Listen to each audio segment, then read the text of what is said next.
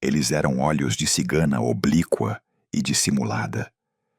Olhos que, segundo um homem atormentado, tinham uma força que arrastava para dentro, como a ressaca do mar que nos leva à onda.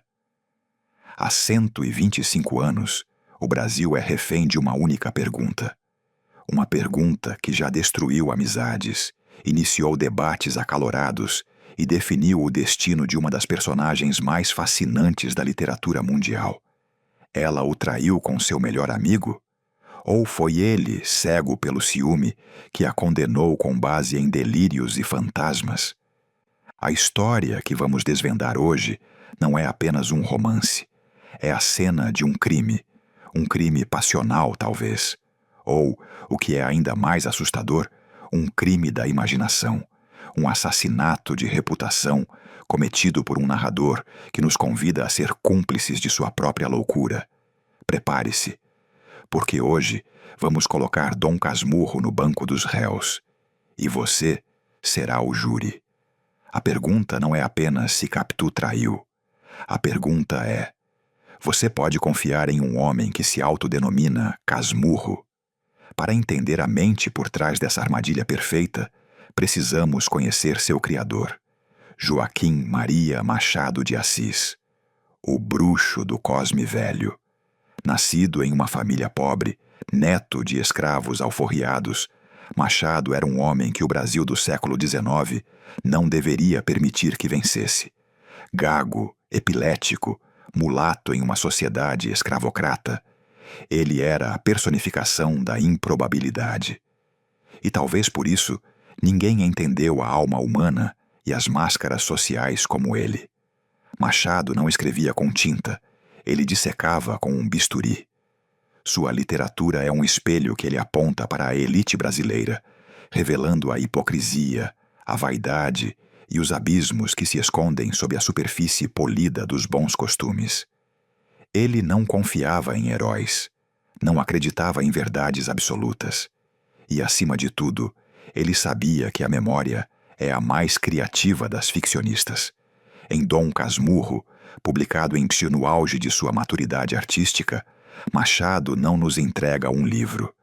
Ele nos entrega um quebra-cabeça psicológico e nos dá uma única ferramenta para montá-lo: a memória de um homem que já se considera derrotado. Feche os olhos. Sinta o cheiro de terra molhada do quintal em Mata-Cavalos, no Rio de Janeiro do século XIX. Imagine a doçura e a urgência do primeiro amor.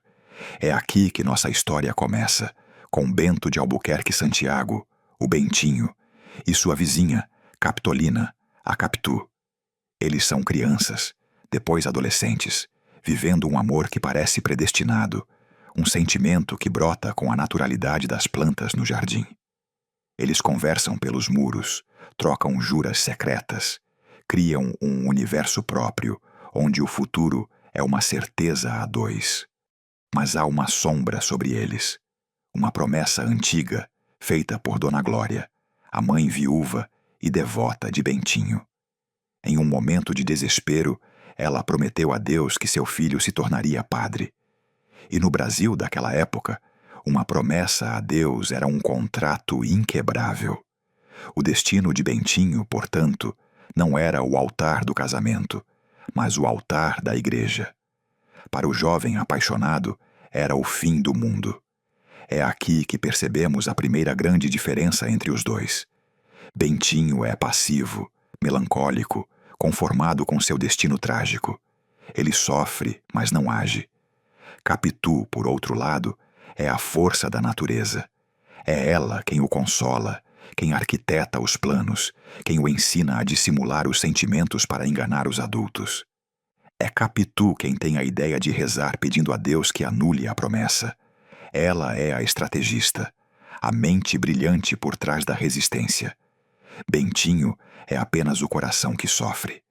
Eventualmente, a separação se torna inevitável. Bentinho é enviado para o seminário de São José. O mundo que antes era um quintal florido, agora se resume a paredes frias, latim e orações. Ele se sente um exilado, um prisioneiro de uma fé que não é a sua. É nesse ambiente de solidão e saudade que ele encontra um alento, uma alma gêmea inesperada. Ezequiel Escobar. Escobar é tudo o que Bentinho não é. Extrovertido, pragmático, cheio de ideias. A amizade entre os dois é imediata e profunda. Eles se tornam confidentes irmãos. Bentinho, em sua ingenuidade, compartilha com o novo amigo todos os detalhes de seu amor proibido por Capitu. E Escobar, o amigo leal, ouve, aconselha e se torna um cúmplice na missão de tirar Bentinho daquele lugar. Enquanto Bentinho se apoia no amigo, Capitu, do lado de fora, não fica parada. Ela executa um plano magistral. Com uma inteligência social muito acima de sua idade, ela se infiltra na casa de Dona Glória. Conquista a amizade da viúva, torna-se indispensável, quase uma filha. Ela joga um xadrez emocional complexo, movendo as peças com uma paciência e uma astúcia que assustam. Ela sabe que a única forma de vencer a promessa é estando dentro do campo inimigo. A pressão funciona. A presença constante de Capitu, a tristeza de Bentinho e as maquinações de Escobar e de um agregado da família, José Dias, acabam por dobrar Dona Glória. Encontra-se uma solução teológica. A promessa poderia ser paga enviando um outro rapaz, um órfão, para ser ordenado no lugar de Bentinho. A liberdade, enfim, é conquistada. O caminho para o altar está livre. O casamento acontece. Bentinho, agora, bacharel em direito, e Capitu, a senhora Santiago, iniciam a vida que sempre sonharam. Compram uma casa que é uma réplica da casa da infância, numa tentativa de eternizar aquele paraíso perdido. Escobar também deixa o seminário, torna-se um homem de negócios bem-sucedido e se casa com Sancha, a melhor amiga de Capitu. As duas famílias se tornam uma só. Os jantares são constantes, as visitas são diárias. A felicidade parece completa, sólida, inabalável. Mas é na perfeição que o veneno encontra as melhores frestas para entrar. Bentinho, o narrador, começa a nos contar sobre pequenos incidentes. Uma troca de olhares entre Capitu e Escobar que dura 1 segundo a mais do que o aceitável. Uma conversa entre os dois no jardim, em voz baixa, que se interrompe quando ele se aproxima. A intimidade, a cumplicidade entre sua esposa e seu melhor amigo começa a incomodá-lo. Ele não chama de ciúme ainda, ele chama de observação. Mas a semente da dúvida, minúscula e terrível, foi plantada. Os anos passam e a felicidade do casal é manchada por uma ausência. Eles não conseguem ter filhos. A frustração e a ansiedade aumentam a pressão sobre o relacionamento. Até que, finalmente, Capitu engravida. A notícia deveria ser a coroação do amor, a alegria definitiva. E por um tempo, nasce um menino que, a pedido de Capitu, é batizado de Ezequiel, em homenagem ao grande amigo da família, Escobar. A alegria, no entanto, dura pouco. Para Bentinho, a chegada do filho é o início do fim. À medida que o menino cresce, Bentinho começa a ver nele não os seus próprios traços, mas os do amigo. Os olhos, o sorriso, o jeito de andar, a mania de imitar os outros. A semelhança se torna uma tortura diária, uma evidência viva que grita em silêncio dentro de sua casa. A dúvida, antes uma semente, agora é uma árvore monstruosa que lança sua sombra sobre cada momento da vida familiar. Cada sorriso de Capitu para o filho é para Bentinho uma confissão. Cada gesto de carinho de Escobar para com o afilhado é a prova do crime. Se você acha que isso é uma tragédia, espere. O golpe de Mestre de Machado de Assis ainda está por vir. Escobar, o amigo, o suposto amante, o nadador exímio, morre afogado no mar do Rio de Janeiro. Uma morte trágica, repentina, que abala a todos. E é aqui, no velório, que Bentinho encontra o que ele chama de sua prova definitiva. Ele descreve a cena com uma precisão cinematográfica. Enquanto a viúva Sancha chora desesperadamente, Capitu, ao lado do caixão, tem uma reação diferente. Bentinho nos diz: momento houve em que os olhos de Capitu fitaram o defunto, quais os da viúva, sem o pranto nem palavras desta, mas grandes e abertos, como a vaga do mar lá fora, como se quisesse tragar também o nadador da manhã. Para Bentinho, o caso está encerrado. Aquele olhar não era de amizade, era de amor. Um amor perdido, profundo, irrefutável. Ela o traiu.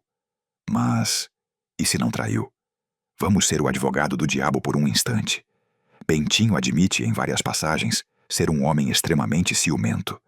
Ele mesmo, em um capítulo crucial, vai ao teatro e assiste à peça Otelo, de Shakespeare.